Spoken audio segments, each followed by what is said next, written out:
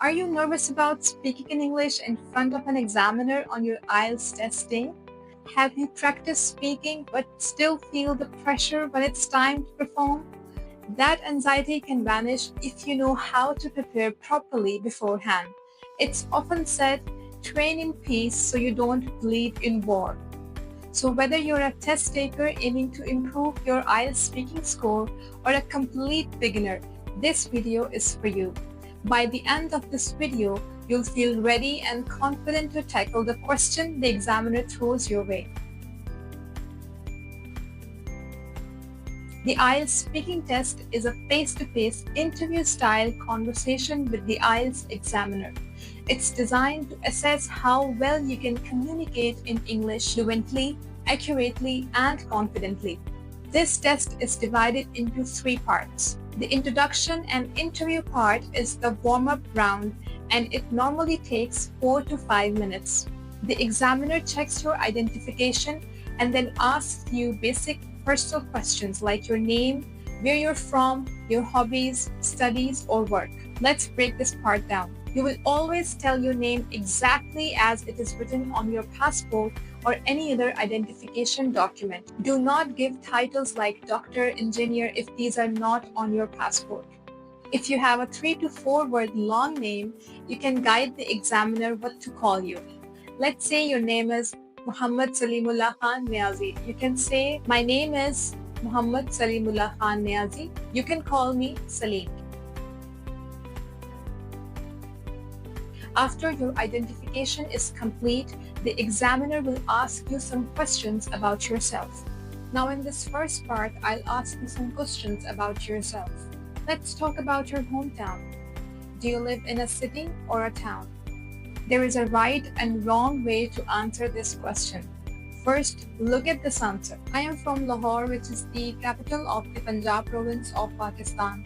Lahore is the 27th largest city in the world with a population of 14 million.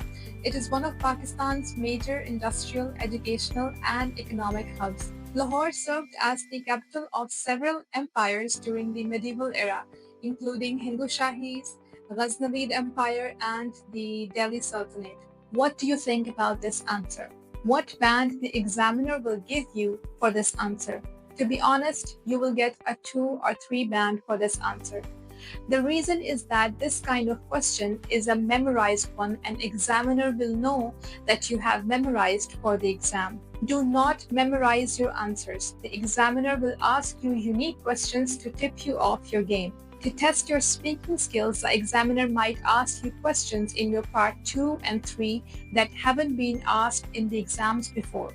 To avoid this situation, keep your answers short and natural.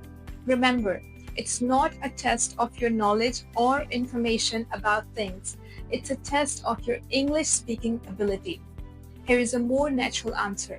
I was born and raised in Lahore. I have lived here all my life with my parents and my siblings. We have switched houses quite a lot, but it has always been in the same city. We can also use present perfect continuous. I have been living in Lahore for 7 years now, but I was born in Hyderabad, which is a city in Sindh province of Pakistan. Be mindful of your tenses. Examiner is carefully observing your grammar, and tenses are an integral part of your overall grammar. When you go through the type of questions asked by the examiner in part 1 of the speaking test, they seem pretty easy and straightforward. These are the kinds of topics you discuss normally in everyday conversations. Since this part is based on your personal and everyday life-related questions, you can expect these topics to be one of the following. I have another video with the speaking part 1 questions are discussed in detail. Please check that out for practice questions and tips. Here you get a cue card with a topic. You have 1 minute to prepare and then you need to speak about it for 1 to 2 minutes without interruption. Now I'm going to give you a topic and I'd like you to talk about it for 1 to 2 minutes. Before you talk, you'll have 1 minute to think about what you're going to say. You can make some notes if you wish. This tests your ability to organize thoughts and speak at length. The examiner gives you the cue card, a piece of paper with a pencil. Describe a city you would like to visit or your favorite city. You should say what city it is, where it is located, what you can do there, and explain why you like it so much. Use this minute to jot down a few points. You can think about the name of the city, location, known for, why you like the city so much. Here is a sample answer. Okay, so one of my favorite cities is definitely Helsinki, the capital of Finland. I mean, besides the Northern Lights, which are magical, what really draws me is the lifestyle and the mindset there. Finland has been ranked the happiest country in the world for the, I think, 10th time in a row or ninth time. And I think that says a lot about how well the country works. Helsinki, the capital city itself, in particular, it's called the City of Knowledge because of its top-notch education system and the huge number of universities there. And there is an overall focus on learning and innovation. There's a culture of learning and innovation. And as someone who is an academic at heart, I totally am in love with the culture and the vibe of the city of Helsinki. One of my close friends, Sarah, she recently moved there as a research scholar, and I have been hearing all of these fascinating things ever since. The fact that even university education is free for locals and international students, it really blew my mind. It shows how much they invest in people and their future.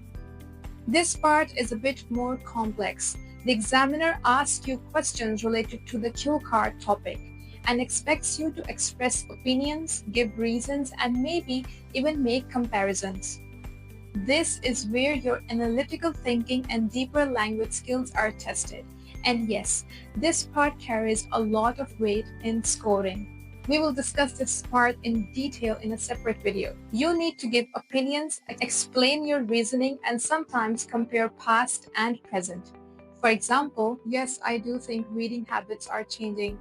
Earlier, people used to read printed books, but now we have digital platforms like Kindle and the audiobooks. The format has definitely changed. Though people still read and the way they consume content has evolved. Your band score is based on four criteria: fluency and coherence, which means can you speak smoothly and logically, lexical resource, which means that are your vocabulary choices rich and relevant, grammatical range and accuracy. Are you using correct grammar and varied sentence structures? Pronunciation. Is your speech clear and understandable? Each is scored from 1 to 9, and your overall speaking score is the average of these four. Practice speaking English daily in front of a mirror or with a friend. Use apps like Cambly or HelloTalk to find speaking partners. Record one cue card daily and review your performance. Identify and fix your weak areas. If you're regular and focused, scoring 7 plus in IELTS speaking is totally possible. Well, that's it for today. Thank you so much for watching. If you found this video helpful, do give it a like, share it with friends, and subscribe for more IELTS tips.